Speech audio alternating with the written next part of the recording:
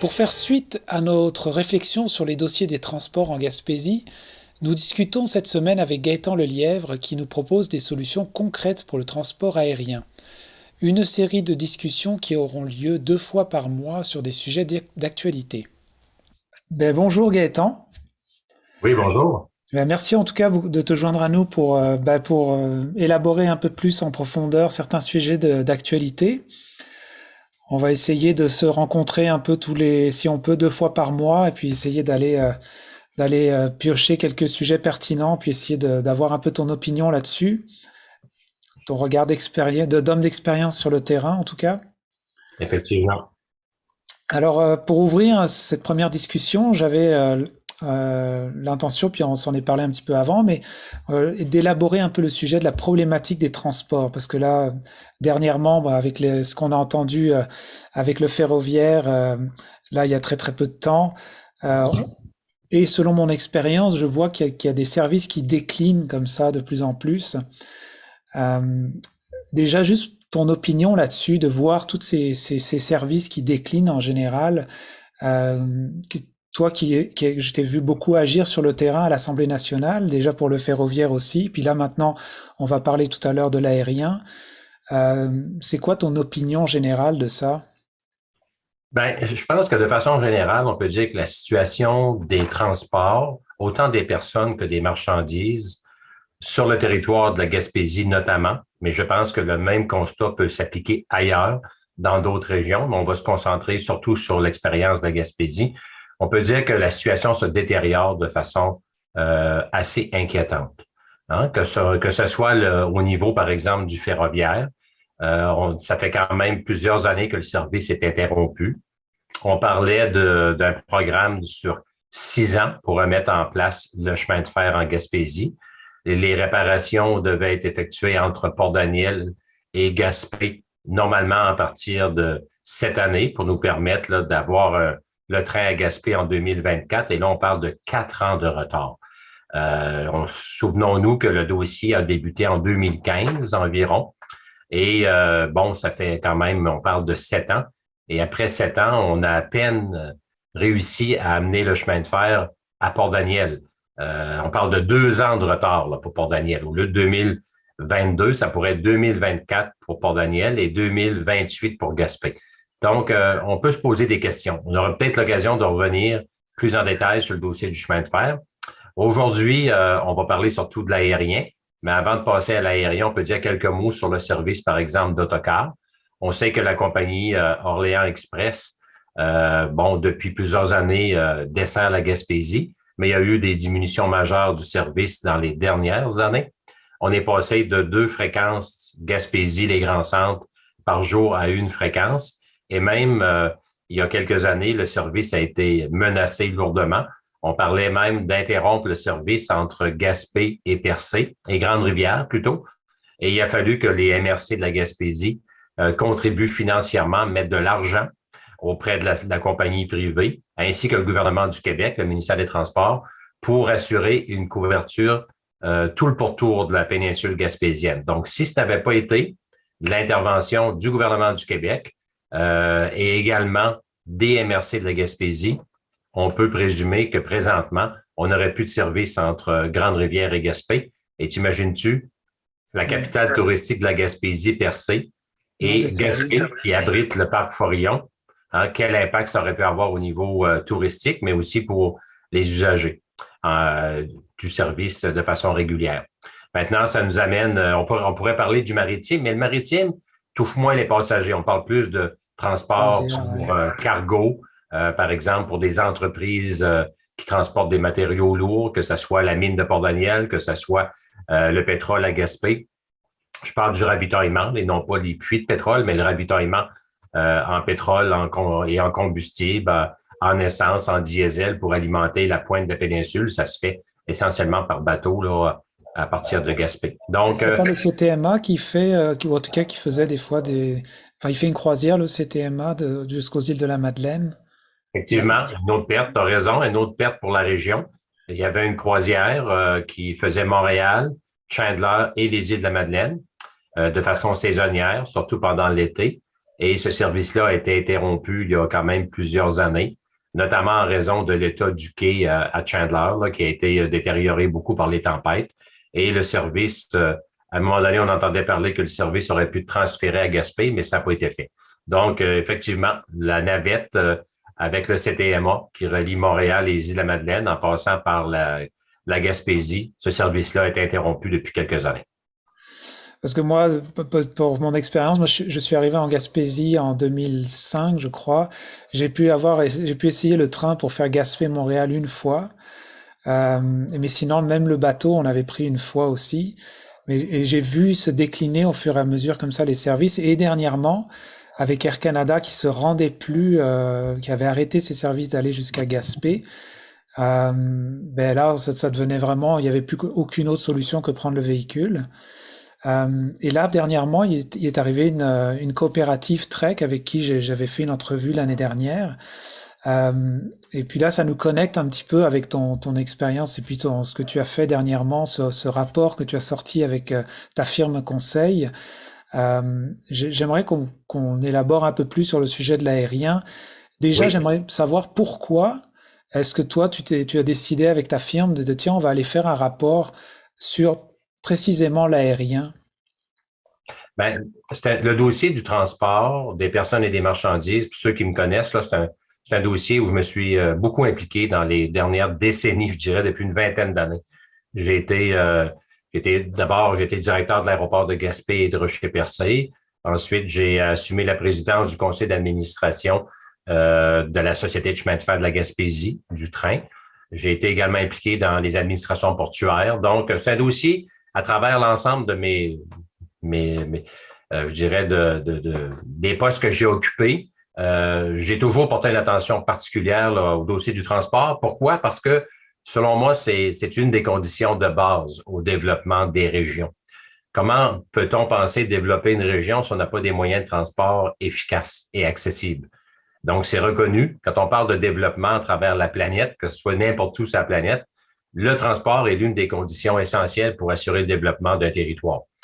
Donc, pourquoi j'ai décidé d'aller de l'avant avec ce rapport-là? Puis en passant, je tiens à mentionner que j'ai pas été mandaté par personne, c'est pas un contrat que j'ai eu, c'est moi qui ai décidé de mon propre chef de mettre les ressources de mon entreprise avec quelques-uns de mes employés pour dresser ce rapport-là, pour faire avancer la cause. Parce que je trouve que le dossier du transport en Gaspésie, que ce soit au niveau aérien ou au niveau ferroviaire, le dossier piétine, hein? Pour différentes raisons. Donc, moi, j'ai trouvé important d'amener ma contribution, l'expérience des dernières années dans le domaine, puis c'est un dossier que je continue à suivre. Donc, je me suis dit, mon entreprise, le Lièvre Conseil Développement des régions, mais comment faire du développement en région, en Gaspésie, si le transport est en si mauvais état? Donc, c'est un dossier qui m'intéresse là, particulièrement. Puis, on est aussi dans un momentum extrêmement important parce qu'on est dans l'attente depuis plus d'un an du dépôt d'un plan de la part du ministre des Transports pour le transport aérien en région. C'est en janvier 2021, donc il y a plus d'un an, que le ministre des Transports du Québec devait déposer son plan. Et tout ça suite au départ d'Air Canada qui a quitté plusieurs régions. On le sait il y a quelques années. Donc, le ministre s'était engagé en 2020, en juin 2020, que Air Canada a quitté. Donc, le ministre Bonnardel s'était engagé à réfléchir sur la question puis soumettre un plan pour sortir les régions de l'impasse. Et malheureusement, on a déjà dépassé de plus d'un an son échéancier et on nous dit que ça pourrait être dévoilé là, incessamment.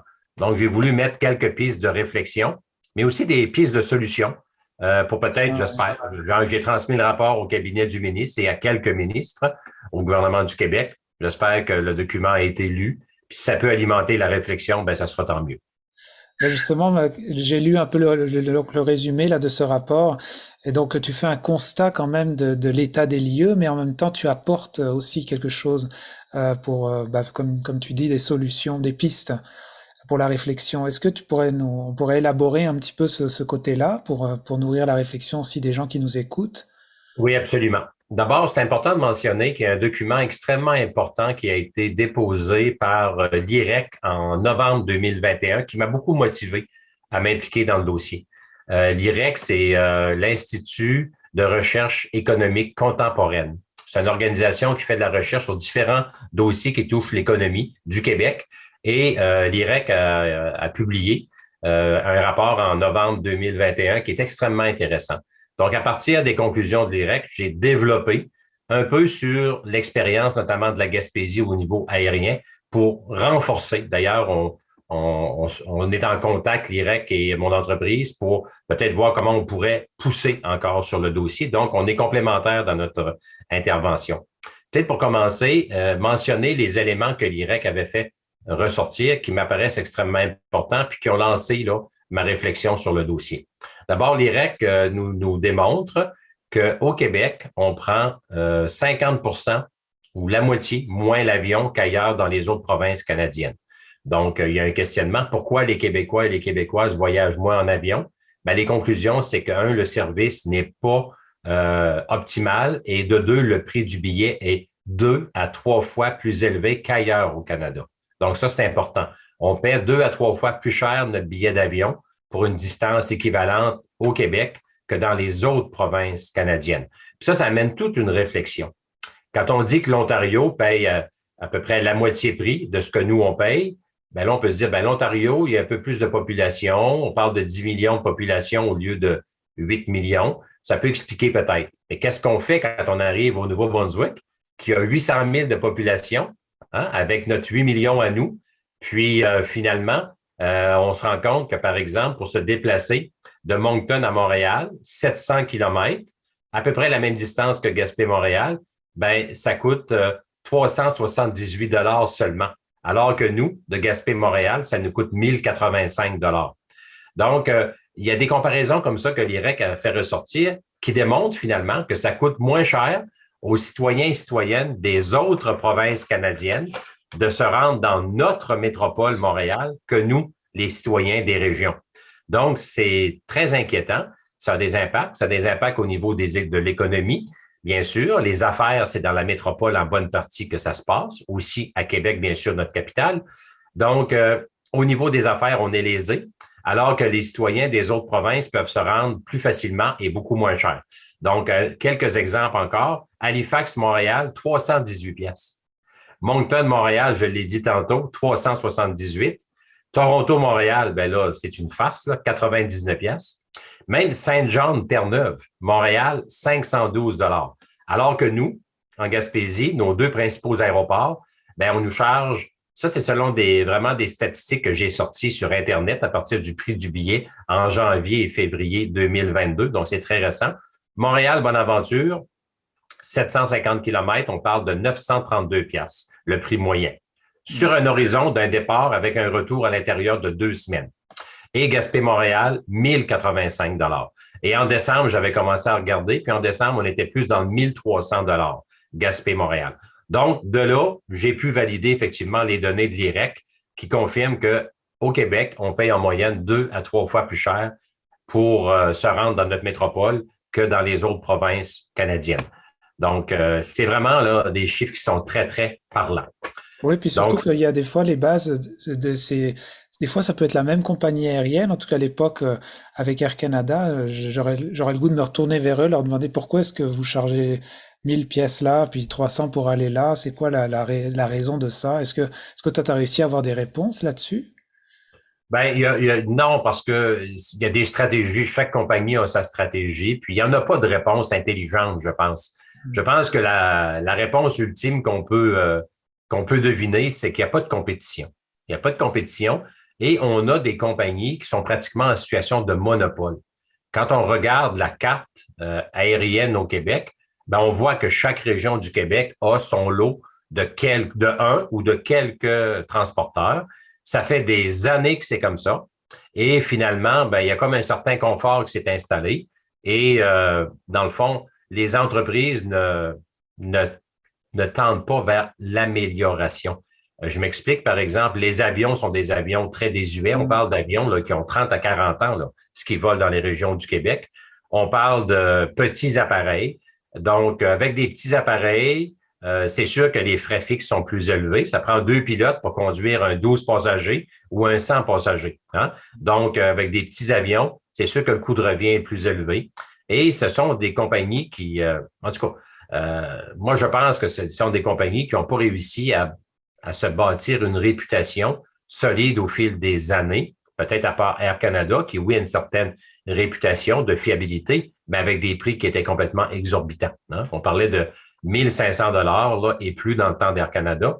Moi, j'ai vu en 2015 un citoyen de Gaspé qui m'a montré son billet d'avion. Ça lui a coûté 1 840 $ Gaspé, Québec, pour aller voir son cardiologue. Heureusement, le billet était remboursé par la Régie d'assurance maladie du Québec, mais il reste que c'est nous quand même, comme contribuables, qui payons ces coûts de billets-là qui sont carrément démesurés par rapport aux autres provinces canadiennes.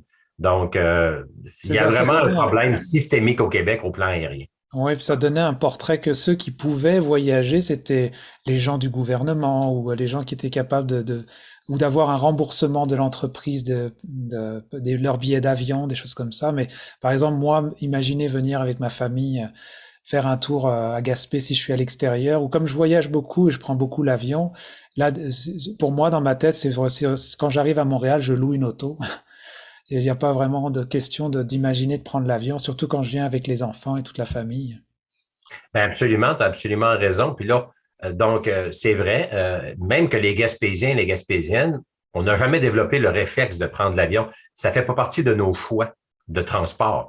Parce que l'aérien, le transport aérien a toujours été considéré comme un transport dédié à une certaine élite. Hein?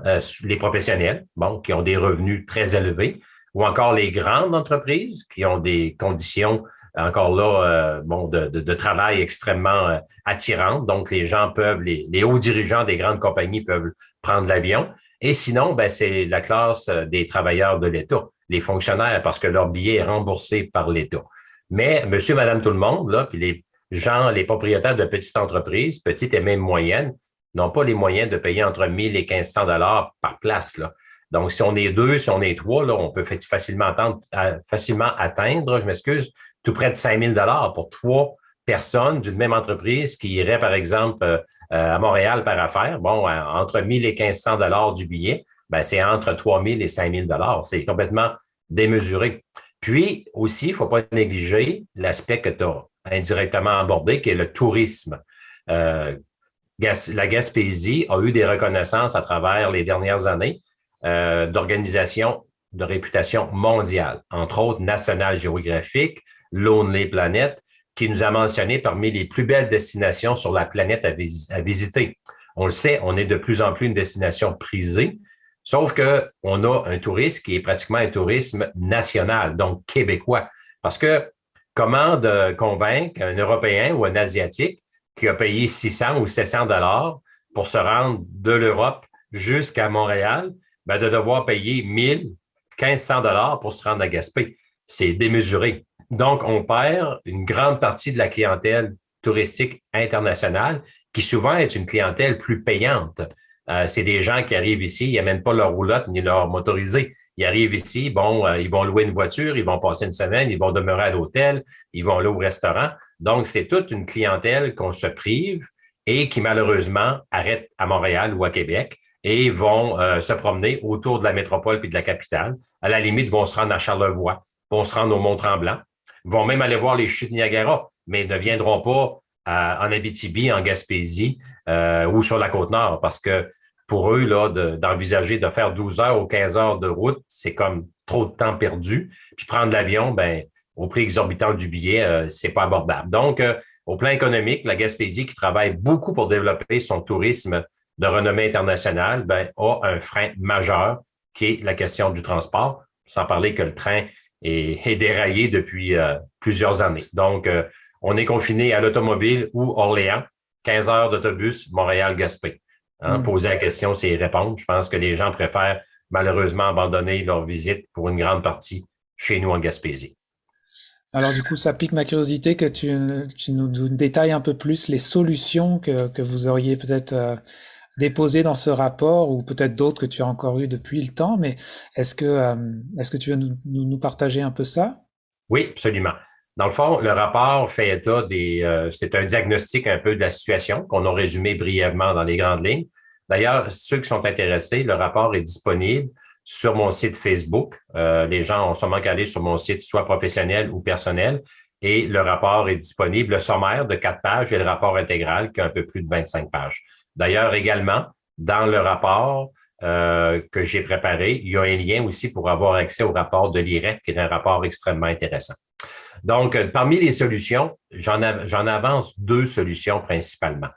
La première, pas nécessairement dans l'ordre. Dans les 2, il y en a une qui touche le projet de coopérative TREC, projet de coopérative aérienne qui a été mis de l'avant il y a quelques années et où des gens de différentes régions au Québec qui ont une expérience dans l'aérien ont élaboré un dossier pour mettre en place une coopérative aérienne qui, les gens peuvent aller voir sur Internet, TREC, T-R-E-Q. Le projet est présenté et grosso modo, on parle d'un projet qui desservirait l'ensemble des régions du Québec avec des avions plus modernes, plus gros et des prix de billets beaucoup plus bas. On parle par exemple comme appareil, on parle d'un Q400 de Bombardier, un appareil très récent, 78 passagers, donc confortable, rapide. Et on parle d'un prix de billet qui, la destination la plus chère dans toutes les destinations que TREC offre dans l'ensemble du Québec, c'est la Gaspésie. Mais quand on dit plus cher, on parle d'un billet qui gravite autour de 400 $ aller-retour. Donc, on est la destination parmi les plus chères, oui. Mais par exemple, il y a des destinations, là, l'Abitibi, la Côte-Nord, où on parle de 250 à 300 $. Donc, 400 $ approximativement, parce que j'ai pas le prix en tête, mais ça touche pas le 500, là, c'est dans le 400 $. Aller-retour, Montréal, Gaspé. Et on a un avion beaucoup plus gros, donc on va pouvoir... C'est une des raisons que les promoteurs invoquent.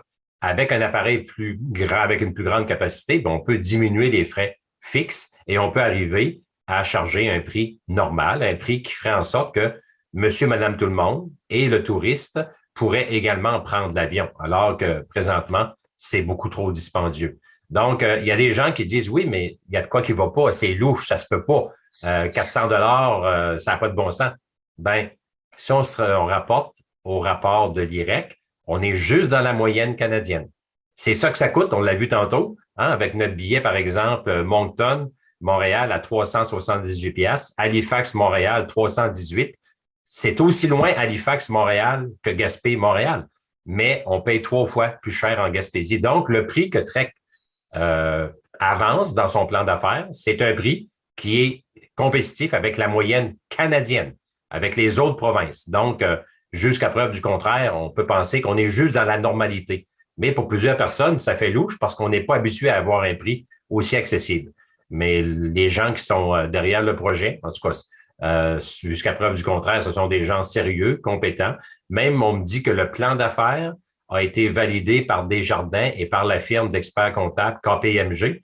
Et tous ces chiffres-là ont été validés de façon conforme. Donc, on a corroboré que oui, le plan d'affaires tenait la route. Donc, ça, c'est un projet qui a été déposé aux 2 paliers de gouvernement. Bien sûr, comme toute entreprise, l'entreprise TREC demande de l'aide financière. On parle d'un prêt de grosso modo 4 millions au fédéral et un prêt aussi au gouvernement du Québec. Donc, pas de la subvention, mais du prêt. Le fédéral a accepté de prêter le 4 millions nécessaires pour le démarrage du projet et du côté du gouvernement du Québec, ça a été refusé. Donc, ça, c'est sûr que ça a mis du plomb dans l'aile au projet. Non, pas uniquement parce que le 4 millions de prêts demandés n'est pas au rendez-vous, parce qu'à la limite, l'argent pourrait être trouvé ailleurs, selon les promoteurs, mais parce qu'il n'y a pas une compagnie aérienne qui va vouloir démarrer un projet si tu n'es pas appuyé par le gouvernement du Québec. Hein? Puis une des raisons principales, ça nous amène à un autre élément important dans le rapport, c'est toute la question du pouvoir d'achat énorme du gouvernement du Québec au niveau des billets d'avion. Le gouvernement du Québec est le plus grand consommateur de billets d'avion au Québec. Donc, l'État a un pouvoir d'achat énorme. Mais malheureusement, Marc, savais-tu que le gouvernement du Québec n'a aucune stratégie, aucun service d'achat de billets pour ses fonctionnaires, ses utilisateurs, sa clientèle de la santé, etc., qui voit son billet remboursé par le gouvernement québécois? Il n'y a aucune politique. Les gens achètent leur billet directement. C'est individuel, tu veux dire chacun se débrouille. Exactement. Okay. On achète notre billet individuellement, on le paye avec notre carte de crédit, puis on le met dans notre réclamation de frais de déplacement. Ou encore, c'est un ministère qui achète, mais il n'y a pas le prix de volume qu'on pourrait s'attendre avec l'énorme pouvoir d'achat du gouvernement du Québec, n'est pas utilisé de façon optimale par le gouvernement du Québec. Donc, ça nous amène à une autre conclusion dans mon rapport, c'est que le gouvernement du Québec paye annuellement des dizaines de millions de dollars en trop, pas en billets, parce que ton billet d'avion, que tu l'achètes au Nouveau-Brunswick, à Terre-Neuve ou au Québec, tu dois le payer, c'est correct. Mais à partir du moment où l'IREC nous confirme qu'on paye 2 et 3 fois plus cher qu'ailleurs, donc le plus grand perdant de tout ça, c'est l'État québécois qui paye son billet 1000, 1200, 1500 dollars, alors que le prix partout pour une distance équivalente dans les autres provinces, c'est 300, 400, 500. Donc, entre la moitié et le tiers du prix. Donc ça, si on fait le calcul sur la quantité phénoménale de billets que le gouvernement achète, c'est des dizaines de millions de dollars par année que le gouvernement paye en trop. En trop. Donc moi, ce que j'amène comme seconde recommandation, c'est peut-on examiner à sa juste valeur le projet de la coopérative qui serait, on disait qu'il n'y avait pas de compétition, pas de concurrence, bien ça serait un compétiteur important. Donc, est-ce que le gouvernement pourrait regarder ce projet-là? Ça, c'est une première recommandation. S'il n'est pas bon, puis le gouvernement arrive à la conclusion que le projet n'est pas solide, n'est pas bon, bien, il le tassera, mais avec des raisons. Là, ce qu'on entend, c'est que le modèle coopératif, ce n'est pas un modèle qui plaît au gouvernement du Québec. On veut continuer à travailler avec l'entreprise privée, mais il me semble que l'entreprise privée, ça fait des décennies qu'elle a eu sa chance. Puis c'est gênant la position du Québec au niveau aérien.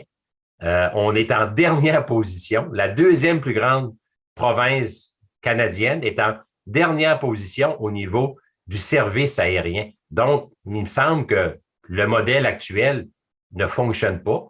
Ça fait des décennies qu'on attend que l'entreprise privée offre un service juste égal aux autres provinces canadiennes. Malheureusement, ce n'est pas le cas. On paye 2 à 3 fois trop cher. Et malgré tout ça, il semblerait, je dis bien il semblerait, mais mes sources sont pas mal sûres, il semblerait que le gouvernement du Québec n'est pas intéressé à regarder un projet coopératif en aérien. On veut continuer à subventionner nos compagnies qui sont là depuis des années et qui nous chargent 2 à 3 fois plus cher que partout ailleurs. C'est spécial pour un gouvernement qui se dit un gouvernement d'affaires et un bon gestionnaire. Donc, deuxième recommandation, bien, si le gouvernement veut continuer à faire affaire avec les entreprises privées absolument, bien, au moins qu'il y ait la décence de demander des soumissions à ces compagnies-là. Parce qu'on paye 2 à 3 fois trop cher, on paye des dizaines de millions de trop dans l'État québécois en billets d'avion, bien, c'est via nos impôts, nos taxes que ça se paye ces billets-là. Donc, le gouvernement devrait minimalement demander des appels d'offres pour avoir certaines lignes. On pourrait dire, par exemple, tous les billets payés par l'État entre Montréal et l'Est de la province, c'est-à-dire jusqu'à Gaspé, incluant les îles de la Madeleine, il pourrait y avoir un appel d'offres qui serait fait. Et je suis convaincu qu'avec un prix de volume, avec l'immense pouvoir d'achat que le gouvernement du Québec a, le gouvernement pourrait sauver des dizaines de millions de dollars par année. Donc déjà, dans les coffres de l'État québécois, ce serait excellent. Mais en plus de ça, ce que je recommande au gouvernement, c'est de mettre une clause région, une clause citoyenne dans son appel d'offres. Et j'explique, c'est que le gouvernement devrait demander un prix, comme on l'a mentionné, pour ses propres billets, mais en plus, utiliser l'énorme pouvoir d'achat qu'il a entre ses mains pour que les citoyens et citoyennes des régions puissent en bénéficier. Donc, on aurait, par exemple, un appel d'offres qui stipulerait « Je veux un prix pour je lance un chiffre, 15 000 billets aller-retour Montréal ou Québec, Gaspésie, pour mes fonctionnaires, pour mes gens qui vont chercher des services de santé et que je rembourse le billet. Un prix pour ça, mais aussi, je veux que l'entreprise qui soumissionne dénonce ou affiche un prix plafond, un prix maximum qu'elle s'engage à respecter pour les, par exemple, 5, 8, 10 prochaines années, afin que le prix aussi diminue pour la société civile, ce qu'on appelle monsieur, madame, tout le monde, puis à la limite, nos touristes également. Donc, c'est ça qui serait, à mon avis, une solution qui ferait en sorte que le gouvernement mettrait à partie son énorme pouvoir d'achat au service des régions. Puis ce que je viens de t'expliquer brièvement, Marc, ben ça coûte pas une scène au gouvernement. C'est pas, attention, là, il y en a qui m'ont dit oui, mais là, c'est le gouvernement qui va payer pour les billets d'avion des gens des régions. Pas en tout. Un appel d'offres va faire en sorte que, le gouvernement du Québec va avoir un prix plus compétitif, peut-être un prix comme dans les autres provinces, donc 400, 500 dollars au lieu de 1000 et 1500, donc une économie de 50 à 60, 70 %. Mais juste le fait qu'il y a cet énorme pouvoir d'achat-là, on s'en sert pour exiger que la compagnie aérienne mette aussi un prix plafond pour l'ensemble des autres utilisateurs des régions. Donc, c'est ça les deux recommandations, là, grosso modo, qui ont été déposées dans mon rapport au gouvernement du Québec. Le rapport a été transmis au ministre des Transports, M. Bonnardel. J'ai eu une accusé-réception électronique dans les heures qui ont suivi. Aucune autre communication. Je m'y attendais un peu. C'est pas grave. Tout ce que je souhaite, c'est que au moins que quelqu'un en instance de décision prenne le temps de le lire. Si je suis dans le champ et ça n'a pas d'allure, j'aimerais qu'il me réponde. Pourquoi ça n'a pas d'allure? Puis si ça a du bon sens, ben, souhaitons que le gouvernement s'en inspire pour améliorer la situation parce qu'on est dans un moment charnière. Le départ d'Air Canada des régions, là, pour certains, c'est un événement triste, malheureux, c'est une perte. Moi, je suis de ceux qui disent que c'est une opportunité. On a été dans la dépendance face à Air Canada pendant des décennies. Ils sont partis de plusieurs régions, dont la Gaspésie. Profitons-en pour mettre en place un nouveau système aérien. Parce que le problème ne se limite pas aux entreprises actuelles. Le problème est systémique. J'en ai fait la démonstration. Juste le prix exorbitant que l'État québécois paye. Cette mauvaise gestion-là, puis est-ce qu'on peut dire gestion, c'est un laisser-aller. Dans le fond, chacun achète son billet au prix du marché sans aucune négociation. Il n'y a pas une entreprise privée, Marc, qui pourrait tolérer un tel fonctionnement. C'est ça que j'allais dire. La plus petite entreprise privée qui prend l'avion, là, je suis certain qu'elle négocie ses billets. Hein? Même on peut avoir des prix de volume quand on veut. Imagines-tu le gouvernement du Québec avec la somme faramineuse de billets d'avion, les dizaines de millions perdus, c'est non seulement, c'est pas un luxe, là, c'est une obligation pour l'État de bien gérer ses finances. Donc, que l'État devrait commencer par donner l'exemple et pourquoi pas mettre la clause citoyen pour permettre aux gens des régions de bénéficier de cet énorme pouvoir d'achat-là que le gouvernement du Québec a. Là, c'est ça que je vois, c'est que le gouvernement aurait tout à gagner, et puis là, même, est en train plus de perdre en fonction de la façon dont ça fonctionne maintenant. Puis, elle aurait tout à gagner dans le fond que de faire, au moins dans les démarches que toi tu proposes, c'est sûr. En tout cas, ça donne une bonne, d'entendre ces pistes de solutions-là, ça donne un peu de l'espoir. On espère que ça va avancer dans une direction qui donnera une chance à cette coopérative, par exemple, Trek, ou à d'autres compagnies aériennes de pouvoir venir s'installer ou juste offrir le service. En tout cas, Gaëtan, je vois que le temps passe quand même, et on pourrait sûrement en discuter encore longtemps. Mais je te remercie d'avoir fait un reflet de l'expérience que tu as sur ce sujet-là, en tout cas qui est assez pertinent en ce moment. Moi, j'avais quand même pour terminer une question, c'était euh, en ce moment, là, par exemple, si Air Canada ne se rend plus jusqu'en Gaspésie, j'imagine que le territoire gaspésien a besoin d'être desservi par les gens qui travaillent au niveau du gouvernement. Comment est-ce que font justement les gens qui ont besoin de se déplacer au milieu gouvernemental? Comment ça fonctionne? Ben, il y a d'autres compagnies qui ont pris la relève de façon temporaire, on nous dit, mais moi, je pense que le temporaire risque de devenir du permanent. Présentement, on a la compagnie Pascan Aviation qui dessert plusieurs régions du Québec, dont la Gaspésie, et à Bonaventure et Gaspé. Puis aussi, on a la compagnie PAL Airlines, une compagnie des maritimes. Donc, il n'y a pas eu vraiment d'interruption de service parce que là-dessus, il faut donner le crédit au gouvernement du Québec. Le gouvernement du Québec, au départ d'Air Canada en juin 2020, a bougé assez rapidement. Le gouvernement du Québec a débloqué une somme de 40 millions de dollars pour différentes mesures, dont, entre autres, là, financer en partie le service temporaire, entre guillemets, que PAL et surtout Pascan, qui est un transporteur québécois. Je ne sais pas si la compagnie PAL bénéficie d'une aide financière ou d'une partie de l'aide financière de 40 millions. Je ne suis pas certain, mais Pascan, oui, c'est clair. Donc, il y a eu des mesures qui ont été mises en place pour éviter qu'il y ait une coupure dans le service. Par contre, le prix du billet est toujours aussi cher et la dimension des appareils a rapetissé. Donc, présentement, là, moi, je connais quelqu'un, il y a 2 semaines, qui a pris l'avion. Ça lui a coûté 900 quelques dollars pour son billet de Gaspé vers Montréal et il a voyagé dans un 12 places. 3 heures et demie pour monter à Montréal. Donc, on regresse, là, en termes de coût, c'est encore aussi cher pratiquement que dans le temps d'Air Canada, mais en termes d'appareils, un 12 passagers, dans le temps d'Air Canada, on avait des Dash 100, des Dash 300 avec 40 et 60 passagers. Donc, Là, on est rendu dans certains vols là, à 12 places. Puis un élément aussi très important que j'ai oublié de mentionner, si tu me permets 2 minutes là-dessus. Dans le rapport que j'ai rédigé, en faisant la compilation des informations, le prix du billet, etc., j'ai aussi constaté, puis ça m'a surpris. Je m'attendais vraiment pas à ça. Quand mon employé m'a sorti ces données-là, je me suis dit, es-tu certain? Mais on l'a revalidé. Écoute, quand on faisait nos tests, là, on disait, on part dans 4 jours, puis on revient en dedans de 2 semaines. On voulait avoir un prix moyen. On voulait pas demander un prix pour le lendemain, parce que souvent, les prix sont plus chers en dedans de 24 heures. Fait qu'on s'est dit, on va être très raisonnable. On demande un prix, on va sur le site du transporteur. On veut un prix dans 4 jours pour un départ, puis on revient d'un horizon de 2 semaines. Donc, c'est quand même, je pense que c'est loyal à l'égard du transporteur. C'est pas dernière minute. Donc, avec ce calcul-là, même avec 4 jours plus tard pour le départ, on s'est rendu compte qu'à Gaspé, dans 40% des dates qu'on voulait voyager, on n'avait pas de place. L'avion était plein. En tout cas, il n'y avait pas de place sur l'appareil. Puis à Bonaventure, c'est pire, c'est 60% du temps où il n'y avait pas de billets disponibles.